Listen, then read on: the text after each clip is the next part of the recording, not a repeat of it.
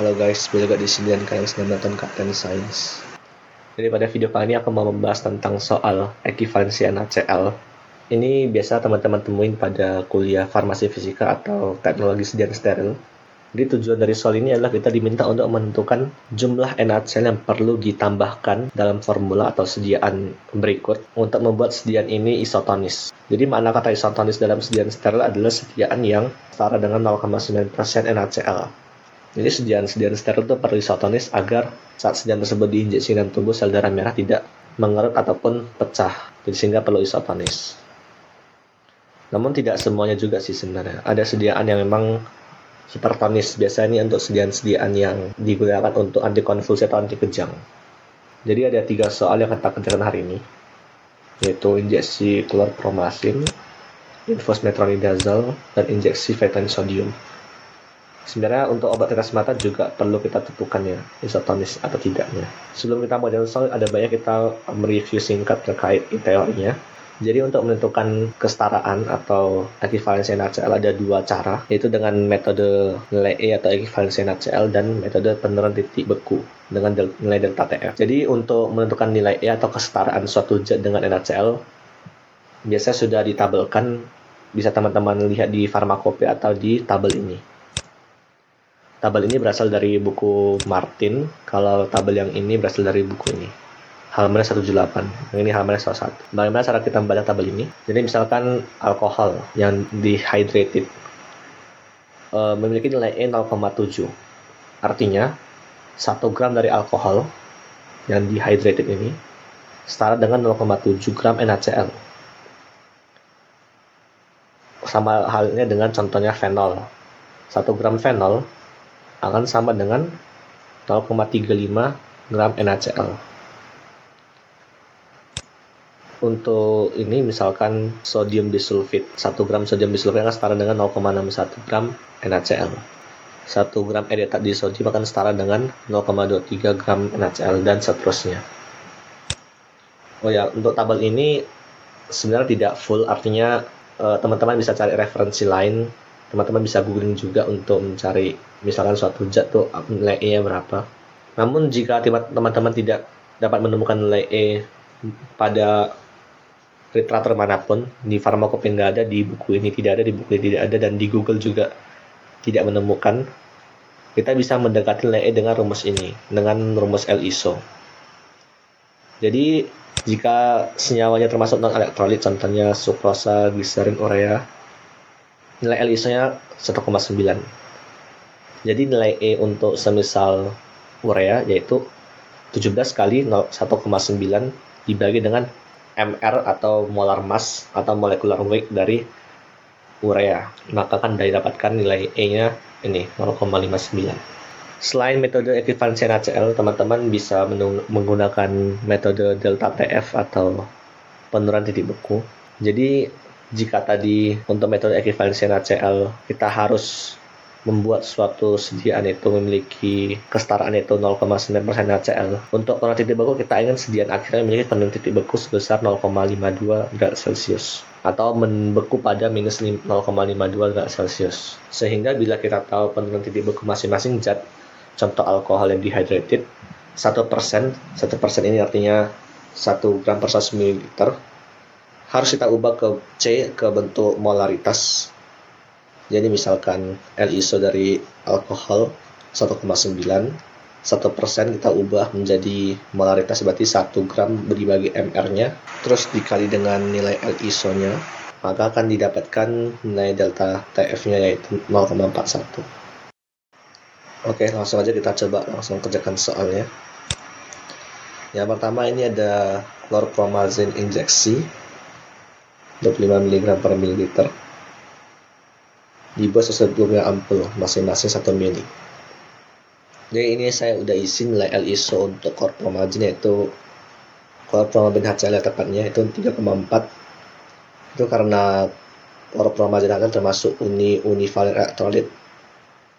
Karena klorpromazin kan bisa menjadi klorpromazin basa tambah Cl- setelah dilarutkan dalam air. Sehingga dia termasuk uni untuk klorpromazin dan uni untuk HCl. sehingga nilai L ISO 3,4 menurut tabel ini. Sehingga untuk nilai E yang kita pakai rumus ini yaitu 17 dikali dengan L ISO dibagi MR ya, dapatkan nilai 0,18. Menurut saya cukup pakai 2 angka di belakang koma, nggak usah terlalu panjang.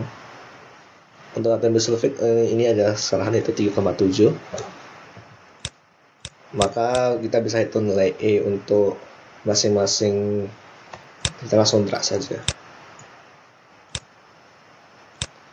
Nah, untuk kesetaraan NaCl, karena dalam formula ini sudah terdapat 2,5 gram, artinya bila 1 gram klorpromazin HCl adalah 3,4 gram NaCl, maka jika dia ada 2,5 gram, maka 2,5 dikali dengan E-nya.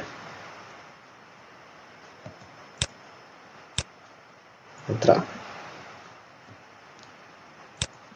Maka jumlah dari NaCl bisa kita tambahkan yaitu 0,61. Ini untuk 125 ml. Sedangkan untuk NaCl dalam 125 ml, artinya totalnya, kita harus melarutkan 125 dikali 0,9 dibagi 100. Maka kita perlu mendapatkan 1,125 gram NaCl dalam 1,2 ml untuk mendapatkan 0,9% NaCl untuk satu batch ini. Maka jika dari zat-zatnya saja sudah ada 0,61 gram NaCl, maka kita perlu mendapatkan ini kurang ini. Kita perlu menambahkan 0,51 gram NaCl lagi ke dalam formula ini untuk membuat formula ini bisa setara dengan 0,9% NaCl. Kita lanjut. Nah, di dalam formula ini hanya ada metronidazol dan NaCl. NaCl di sini yang akan kita tambahkan, jadi supaya tidak mengganggu kita vitamin saja. Nah, di sini yang dikasih tahu tuh persen dalam formula. Sehingga kita harus mengkonversi persen dalam formulanya menjadi jumlah nyata dalam gram. Caranya yaitu 0,5% berarti dibagi 100 dikali dengan 1 liter. Berarti 1000 ml. Maka kita perlu 5 gram metronidazol dapat digelarkan dalam 1 liter water for injection. Nah, metronidazol teman-teman bisa lihat sendiri di Google atau di referensi lain. Dia termasuk not elektrolit sehingga L ISO-nya 1,9. Metronidazol mungkin ada kemungkinan untuk terjadi ionisasi juga. Namun saya cek pKa-nya nggak terlalu besar sehingga dianggap non elektrolit saja. Untuk nilai E-nya bisa didekatkan dengan 17 dikali dengan L ISO dibagi dengan MR dapat 0,19. Sehingga kesetaraan NaCl-nya adalah 5 dikali dengan E. Maka jumlah NaCl totalnya, karena di formula cuma ada metronidazol, jadi 0,59. Nah, untuk membuat sediaan yang isotonis 0,9% NaCl dalam 1 liter, maka dibutuhkan sebesar 0,9 dibagi 100 dikali dengan 1000 liter. Kita perlu mengeluarkan 9 gram NaCl untuk membuat air 100 ml ini atau 1 liter ini untuk isotonis. Sehingga kita perlu mendapatkan NaCl 9 kurang. Sehingga kita perlu 8,06 gram NaCl. Nah, bila teman-teman diminta untuk membuat formula akhir, maka kan sudah didapatkan 8,06 gram. Berarti jumlah dalam formulanya itu sebesar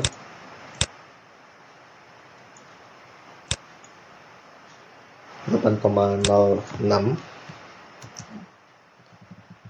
Maka persen dalam formulanya yaitu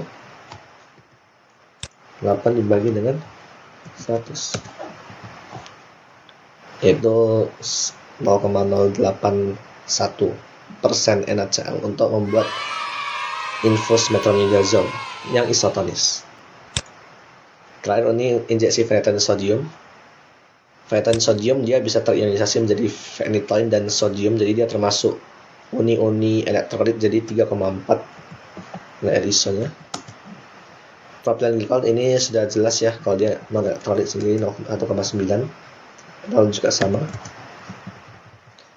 Jumlah dalam formula, karena kita bikinnya 50 liter untuk 10.000 ampul, maka kita perlu yaitu 5 dibagi 100 karena 5% dikali dengan 50 liter, berarti 50 kali 10 pangkat 3 lagi, langsung aja. Nah, kita perlu 2.500 gram phenytoin sodium. Untuk nilai E nya berarti 17 dikali dengan L isonya dibagi dengan MR nya.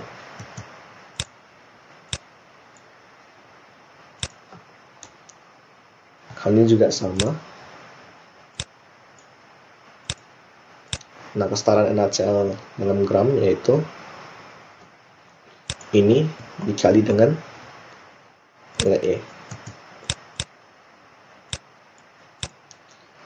Berarti ini total NaCl adalah 50.000, karena ini kita bikinnya 50.000 ml, berarti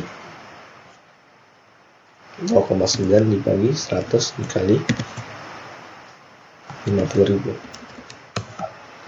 Nah, dari sini teman-teman bisa lihat bahwa untuk membuat NaCl 0,9% sebesar 50 liter, kita hanya perlu pas 50 gram NaCl. Namun di formula ini sudah 12.500 lebih gram NaCl kesetaraannya, sehingga sejalan ini sudah hipertonis di awal. Nah, karena formulanya sudah begitu, jadi ya mau nggak mau kita nggak bisa menambahkan apapun lagi. Jadi, tapi ini formula ini masuk akal sebab ini adalah formula untuk sediaan anti kejang atau anti konvulsi. Justru kita inginnya dia hipertonis, jadi kita tidak perlu menambahkan NaCl lagi. Nah, sekian video kali ini. Semoga bermanfaat. Jika video ini membantu teman-teman, jangan lupa like, comment, dan subscribe. Share juga video ini ke teman-teman yang lain. And always keep on sensing. And I will see you in the next video. Bye-bye.